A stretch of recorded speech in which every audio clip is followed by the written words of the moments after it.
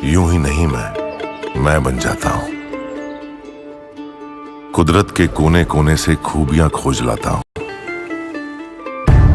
गुणवत्ता की गहराइयों का गोताखोर हूं मैं। यूं ही नहीं मैं रजनीगंधा बन जाता हूं।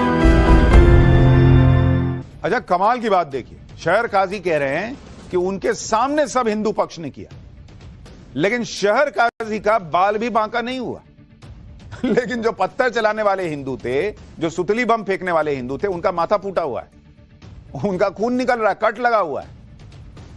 जो पत्थर चला रहा था शहर काजी के मुताबिक वो घायल है, और जिसपे पत्थर चल रहा था वो सीना तान के बता रहा कि मैं चश्मदीद हूं, मैंने बोल दिया, इन्हीं लोगों ने किया है तो कह दिया तो कह दिया।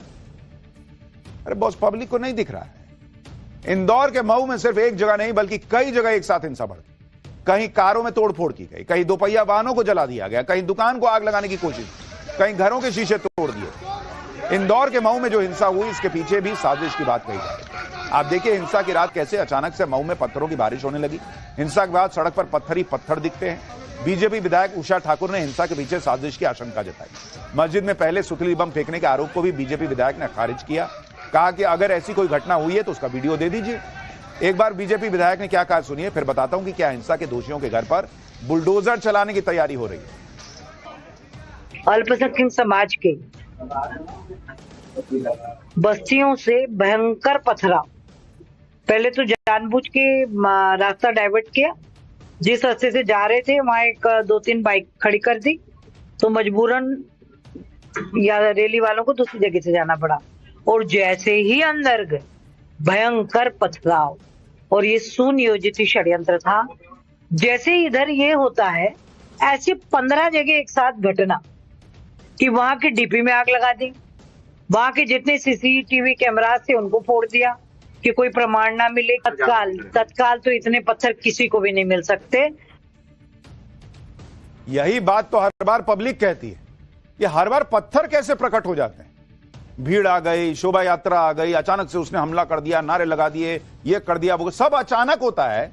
लेकिन फिर एकदम से पत्थरों का अंबार कहां से आता है ये किसी को नहीं पता चलता।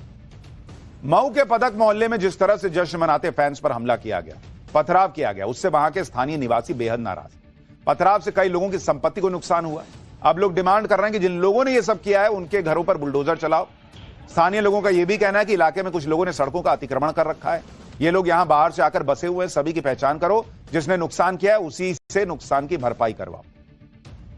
सर, हमारी मांग ये है कि हम लोगों का नुकसान हुआ है, हम ये चाहते हैं कि जिनके अवैध घर बने हुए हैं, जो ये हरकतें करते हैं, उनके घरों पर बुलडोजर चलना चाहिए। क्या टारगेट सिर्फ मंदिरों 2 घरों को ही करा है कि सामने कोई भी दूसरा पक्ष खड़ा ही नहीं था, सिर्फ मुस्लिम खड़े थे और वहां से पत्थर फेंके उन्होंने, और इधर कोई भी नहीं था। अवैध को चिन्हित करो, जो अवैध रह रहे हैं इधर रह रहे हैं, अवैध पूरा बना हुआ है। अच्छा, मेरा तो पूरा बचपन यही निकला है।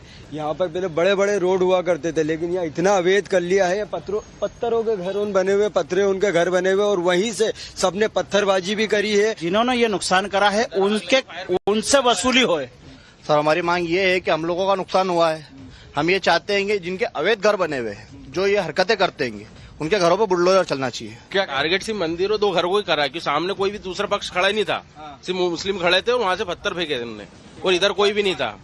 अवैध को चिन्हित करो, जो अवैध रह रहे हैं इधर रह रहे हैं, अवैध पूरा बना हुआ है। अच्छा, मेरा तो पूरा बचपन यही निकला है। यहाँ पर पहले बड़े बड़े रोड हुआ करते थे।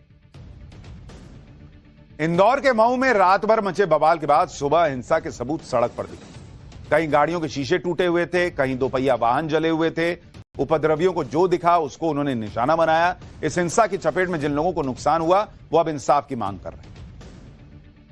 आप उस परिवार को भी सुनिए जिनके घर पर करीब 2 घंटे तक पथराव होता रहा। हमले में परिवार की एक महिला घायल हुई है।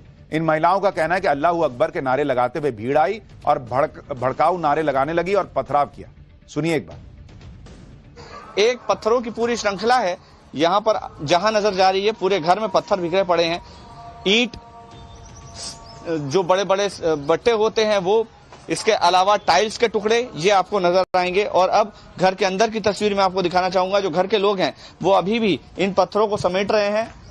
बहुत सारे पत्थर बड़ी तादाद में यहाँ पर समेट कर रखे गए हैं और अभी भी घर के लोग जो हैं ये पत्थर समेट रहे हैं। मोहल्ले के ही। अच्छा, और कहाँ चोट लगी आपको पैर में? पैर में लगी है, घुटने में। अच्छा, पैर में ये घुटने में चोट लगी है आपको। तो अभी तक क्या कार्रवाई हुई और क्या बोल रहे थे जिन लोगों ने पत्थर फेंके, क्या कह रहे थे, क्यों पत्थर फेंक रहे हैं? अरे पत्थर फेंक रहे थे और जन्म से बोल रहे थे, जन्म से राम का। क्या बोल रहे थे? कि बोले राम को बुलाओ, तुम्हारे गाड़ी जल रही है, 4 व्हीलर जल रही है, राम को बुलाओ। और अल्लाह अकबर करते हैं, चिल्लाते हैं मुरे। लोगों ने घर को, गाड़ियों को चलाना चालू करा। सामने कार खड़ी थी, कार जला दिया। नीचे बाइक खड़ी थी।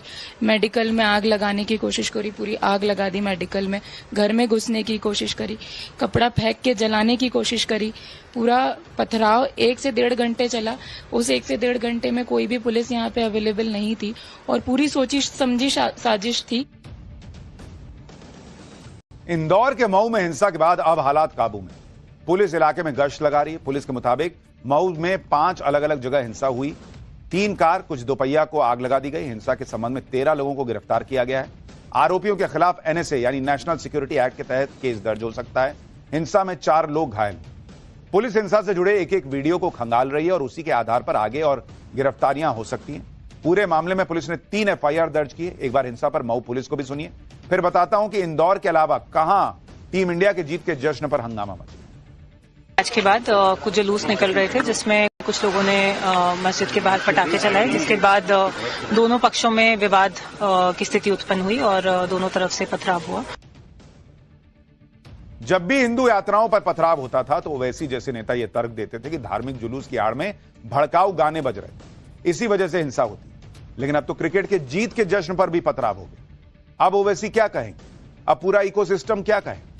और सिर्फ इंदौर में ही जीत के जश्न पर हंगामा नहीं हुआ। तेलंगाना के हैदराबाद के दिलसुख नगर में क्रिकेट फैंस पर पुलिस ने लाठियां भांज दिए आरोप लगा। बीजेपी ने वीडियो सोशल मीडिया पर शेयर करते हुए कांग्रेस पर आरोप लगा। बीजेपी का कहना है कि कांग्रेस शासित तेलंगाना में भारतीय टीम की जीत का जश्न मना रहे फैंस पर पुलिस ने लाठियां बरसा दी। कांग्रेस किसे खुश करने के लिए यह सब कर रही। दिलसुख नगर में इंडियन टीम की जीत की खुशी में सैकड़ों लोग जमा हो गए थे। तभी पुलिस ने उन सभी को जाने के लिए कहा और उसके बाद पुलिस ने लाठी से फैंस की पिटाई कर दी। आरोप लगा। तेलंगाना में तो पुलिस ने फैंस को भारतीय टीम का जश्न मनाने से भी रोक दिया। तेलंगाना के करीमनगर की ये तस्वीरें देखिए।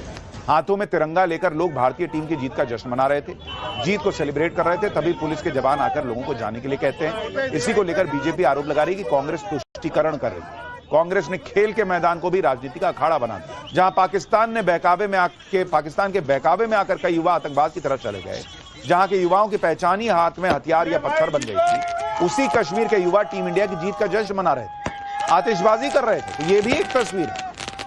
बात सिर्फ चैंपियंस ट्रॉफी की जीत के जश्न की नहीं। इस देश में एक वर्ग है जिसे हर चीज से दिक्कत। जीत का जश्न मनाओ तो दिक्कत, होली मनाओ तो दिक्कत।